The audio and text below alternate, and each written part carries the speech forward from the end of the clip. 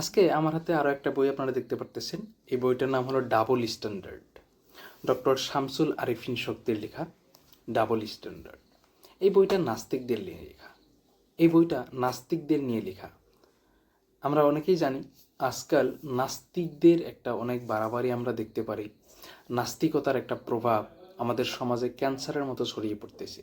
এই নাস্তিকদের নিয়ে অনেক লেখা বই আপনারা হয়তো পড়েছেন অলরেডি আগেও, কিন্তু এই বইটা একটু ভিন্ন ধাঁচের। এটা একটা গল্পের বই আপনারা বলতে পারেন।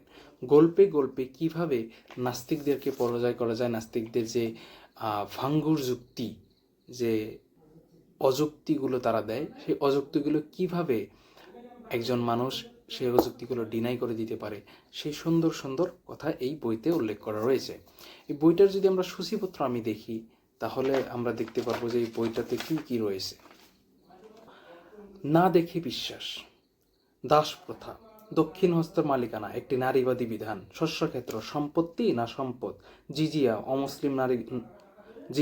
অমুসলিম নাগরিকের দায় মুক্তি, শ্রেণী বৈষম্যহীন সমাজ, ওদের স্বপ্ন আমাদের অর্জন, ইসলাম কি আরব সংস্কৃতি, সমাধান কি মানব ধর্মে, বনু কুরাইজার মৃত্যুদণ্ড ও বাংলাদেশি দণ্ডবিধি, পরিপূর্ণ দাড়ি জঙ্গল নয় ছায়াভীতি, বিজ্ঞান কল্পকাহিনী।